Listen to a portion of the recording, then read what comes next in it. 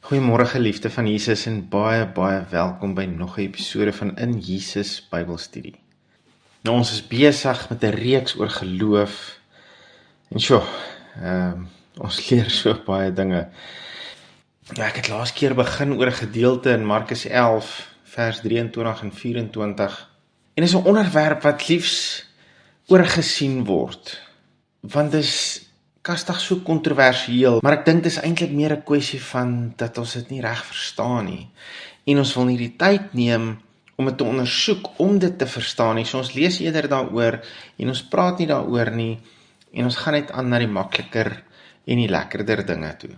Maar ek wil hierby stil staan dat ons hierdie ding kan deurtrap en dit verstaan. Want God se woord is so ryk en so vol awesome beloftes. Ek wil nie op een van Jesus se beloftes uitmis wat hy aan my gegee het nie.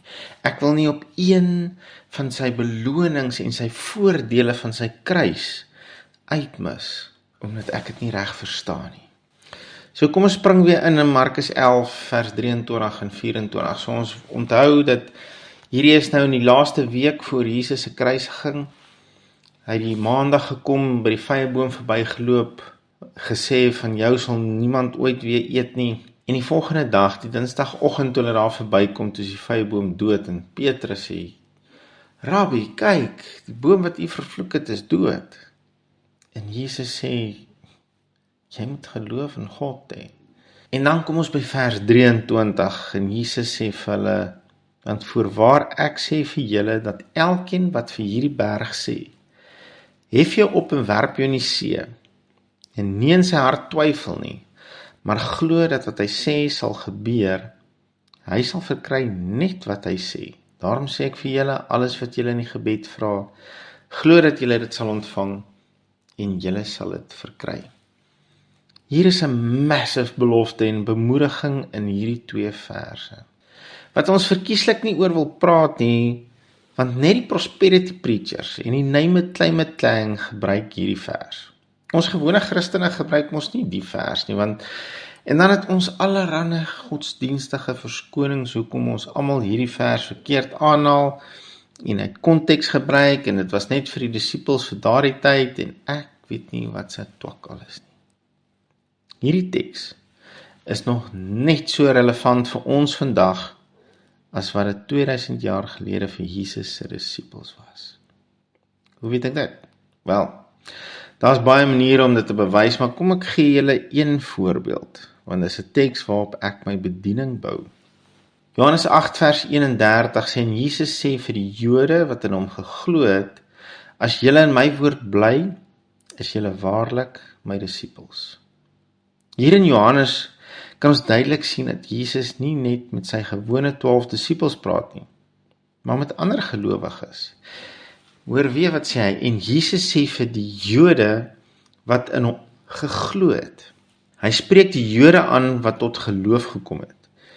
En soos ons almal voorheen vir mekaar gesê het, dis duidelik uit hierdie vers, dat jy gered kan wees sonder om 'n disipel te wees. Want al wat nodig is vir wedergeboorte is dat jy in Jesus sal glo, en hom sal bely as jou verlosser. Dit sien ons byvoorbeeld duidelik in Romeine 10 vers 9 tot 11. Ek lees dit gou vir ons. As jy met jou mond die Here Jesus bely en met jou hart glo dat God hom uit die dode opgewek het, sal jy gered word. Want met die hart glo ons tot geregtigheid en met die mond bely ons tot redding. Want die skrif sê, elkeen wat in hom glo, sal nie beskaam word nie. So wedergeboorte kom deur geloof in Jesus. Maar om 'n disipel te wees, kom deur te bly in die woord. Nie kuier op 'n Sondag nie net so once in a while op Facebook daar verby blaai op 'n post nie. Dit kom deur tyd en geloof in sy woord. Kom ons gaan weer terug na Johannes 8:31. En Jesus sê vir die Jode wat aan hom geglo het, as julle in my woord bly, is julle waarlik my disippels. Die wat in Jesus se woord bly, is sy disippels. Met ander woorde, die wat sy woord bestudeer en toepas in hulle lewe. En hierdie definisie het in die laaste 2000 jaar nie verander nie. Die punt wat ek hierdeur wil maak is dat ons duidelikheid sal hê wie en wat 'n disipel is. sodat wanneer ons Markus 11, 23 en 24 bestudeer, ons sekerheid kan hê, dat dit wat Jesus vir daardie disippels geleer het, ook relevant is vir ons, sy disippels van vandag. Jesus se woorde dra steeds vandag dieselfde krag as wat dit daardie dag 2000 jaar gelede gedra het, toe hy vir daardie disippels geleer het. Wat egter vandag sy woord kragteloos maak, is nie omdat ons 'n ander generasie is nie, en in 'n ander tydvak leef nie, maar wel ons twyfel of ongeloof in sy woord. En dis waarby ek bietjie wil stilstaan vandag, is die middelste gedeelte van vers 23. Want ook die gedeelte word te maklik oorgelees en nie notisie van geneem nie. Kom ons kyk net weer wat Jesus sê. Markus 11, 23. Want voorwaar ek sê vir julle, dat elkeen wat vir hierdie berg sê, hef jou op en werp jou in die see, en nie in sy hart twyfel nie, maar glo dat wat hy sê sal gebeur. Hy sal verkry net wat hy sê, en nie in sy hart twyfel nie, maar glo dat wat hy sê sal gebeur. Hier is so baie wat ek wil sê, dat ek sukkel om te weet waar om te begin. Dis nie net wat ek sê wat sal gebeur nie, maar wat ek sê wat ek glo, sonder om daaraan te twyfel, dis wat sal gebeur. Jy sien, jy kan skrif aanhaal soos jy wil, en jy kan slim genoeg wees om die hele Bybel uit jou kop uit aan te haal as jy wil, maar as jy dit nie glo nie, gaan dit jou nie baat nie. Jy kan aanhaal, die Here is my herder, ek kom niks kort nie, soveel as wat jy wil, maar as jy met elke geleentheid kla oor hoe min jy het, en oor jy seker nooit genoeg sal hê nie, dan wys jy presies wat in jou hart is, twyfel en ongeloof. En twyfel en ongeloof neutraliseer die krag van God se woord in jou lewe. Maar voor ons verder gaan, wil ek jou net gaan help om te verstaan dat twyfel en ongeloof een en dieselfde ding is wanneer dit by geloof kom. Blaai gou saam met my na Romeine 4 vers 20.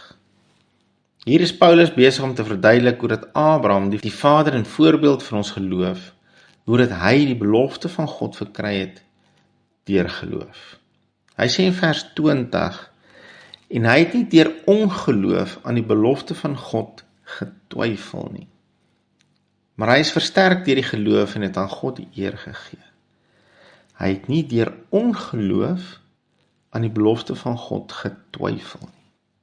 Ongeloof lei tot twyfel, net soos wat twyfel lei tot ongeloof. En wanneer ons twyfel oor die krag van God se woord en sy beloftes, neutraliseer ons sy woord. Dan haal ons die krag uit die woord uit om te doen wat dit sê dit sal doen. Dis nie die woord wat kragteloos is nie. Dis ongeloof in die woord wat dit kragteloos maak. En ons moet hierdie baie duidelik verstaan. Die beloftes van God is ja en amen in Jesus. 2 Korintiërs 1 vers 20. Kom ek lees hom gou vir ons. Want hoeveel beloftes van God daar ook mag wees, in hom, en dis Jesus. In Jesus is hulle ja, en in hom, dis Jesus, amen. Tot heerlikheid van God deur ons. Elke belofte in die Bybel is ja, en is amen in Jesus. So as Jesus 'n werklikheid is die beloftes van God 'n werklikheid. God is nie vandag spyt oor hy vir ons beloftes gegee het nie. Jesus is nie spyt dat hy ons geleer het, dat as ons in geloof ons berg sê om te skuif, sal hy skuif nie. Glad nie. Sy belofte staan vas. Maar ek sê weer, wat ek al so baie keer in die verlede gesê het, daardie beloftes is nie outomaties nie. Dis uit genade aan ons beskikbaar gestel, en ons kry toegang daartoe deur geloof. En dit word kragtig in ons lewens, as ons nie daarin twyfel nie. Kom ons kyk na 2 baie bekende voorbeelde uit die woord, wat vir ons hierdie beginsel demonstreer. Daar's eintlik so baie, maar ek is seker hierdie 2 sal ons klaar help. In Matteus 13 en Markus 6 kry ons die gedeelte waar Jesus in sy eie tuisdorp Nasaret in die sinagoge gaan leer het. Maar net voordat ek hierby kom ons kyk spesifiek bietjie na Jesus se deurlopende intensies Aan die begin van Markus 5 kom hy in Gadara en bevry 'n man wat al baie jare lank gebuk gegaan het onder onrein geeste. Daarna red hy 'n vrou se lewe en genees haar van 12 jaar se aanhoudende maanstondes. Hierna maak hy Jairus se dooie dogtertjie lewendig. In die vorige 24 uur bevry hy, genees hy en wek hy die dode op. En met presies dieselfde intensies kom hy in Nasaret. Hy wou graag ook wonderwerke daar doen en die mense van Nasaret genees, maar hy kon nie. Mense sê baie keer dat God kan doen net wat hy wil, wanneer hy wil, soos hy wil. Wel, hierdie gedeelte trek 'n streep daardeur. Hoor wat staan in Markus 6, vers 5 en 6. Hy kon daar geen krag doen nie. Behalwe dat hy 'n paar siekes die hande opgelê en hulle gesond gemaak het. En hy was verwonderd oor hulle ongeloof. Daarop het hy die dorpe rondom deur gegaan en geleer. Matteus 13 vers 58 skryf dit so: En hy het daar vanweë hulle ongeloof nie baie kragtige dade gedoen nie. Jesus kon daar geen krag doen nie, vanweë hulle ongeloof. Dis nie dat hy nie wou nie, hy kon nie. Ons skuil baie keer agter die verskoning, wanneer dit waarvoor ons gebid het nie gebeur nie. Dit was seker nie God se wil vir my nie. Hier leer ons egter, dat ek en jy het die vermoë om dit wat God wil doen, te stop, of te keer, deur ons ongeloof. Jesus is geen aannemer van die persoon nie. Wat hy vir die besetene van Gadara gedoen het, wou hy in Nasaret doen. Wat hy vir die vrou met bloedvloeiing gedoen het, wou hy ook in Nasaret doen. Hy wou selfs Nasaret se dooies opwek, soos hy vir Jairus se dogtertjie gedoen het. Maar hy kon nie. Hierdie was nie 'n vraag oor sy wil nie. Sy wil is duidelik uitgespel in Markus 5 en menige ander plekke in die woord. Maar die mense van Nasaret se ongeloof het gekeer dat hy kon doen wat hy graag wou doen. Nasaret het hulself gediskwalifiseer deur ongeloof. Nog 'n voorbeeld is in Hebreërs 3. Daar gebruik die skrywer die Israeliete as 'n voorbeeld en hy verduidelik vir ons hoekom Israel nie die beloofde land die eerste keer kon ingaan nie. Hoor wat sê in vers 18 en 19. En aan wie hy gesweer het dat hulle in sy rus nie sal ingaan nie, behalwe aan die ongehoorsaames. En ons sien dat hulle deur ongeloof nie kon ingaan nie. Kan jy sien dat dit nie die belofte van God was wat verander het, en dat hy skielik spyt was oor sy belofte, of dat hy nie kon of wou doen wat hy beloof het, wat veroorsaak het dat hulle nie ingegaan het nie. Maar dit was hulle ongeloof in sy belofte wat hulle verhoed het. Hulle het hulle self gediskwalifiseer deur ongeloof. God kan vir my en jou doen wat hy beloof het, en hy wil vir ons doen wat hy beloof het. Dis nie vandag die vraag nie. Die vraag is, kan ek en jy dit glo? Kan ons dit glo sonder om te twyfel? Die vraag is nie of ons die berg in ons lewens kan aanspreek en of hy sal beweeg in die naam van Jesus nie. Daardie belofte het ons baie duidelik hier in Markus 11:23. Want voorwaar ek sê vir julle dat elkeen wat vir hierdie berg sê, hef jou op en werp jou in die see, en nie in sy hart twyfel nie, maar glo dit wat hy sê sal gebeur. Hy sal verkry net wat hy sê. Die vraag vandag is, wat net jy vir jouself eerlik kan antwoord, het jy enige twyfel? Het jy enige ongeloof in jou hart? Want ongeloof kan en sal die bergskuivende krag van God in ons lewens stop.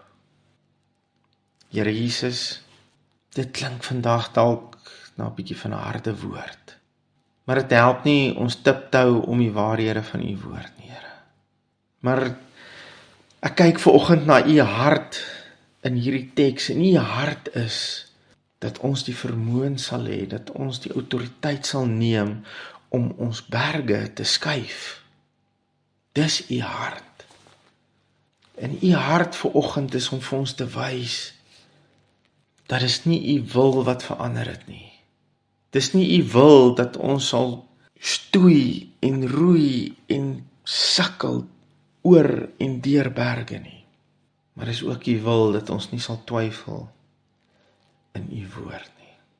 Kom deursoek ons hart, Here Jesus. Heilige Gees, kom wys vir ons waar ons ongeloof en twyfel in ons harte het. Bring ons terug na u woord toe, sodat ons daai twyfel en ongeloof kan aanspreek. Ek wil saam met daai man wat sy seun gebuk gegaan het onder epileptiese aanvalle, wil ek vanoggend sê, ek glo, Here, maar kom my ongeloof te help. Help ons om nie senuweeagtig na ons omstandighede te kyk nie. Ons oë op u te hou en ons fokus in u woord te hou. In Jesus naam. Amen. Geliefde van Jesus, ek gaan jou nie net so los nie, volgende keer gesels ons oor hoe om hierdie twyfel aan te spreek. Shalom. Onthou, hou jou oog op Jesus en jou neus in sy woord.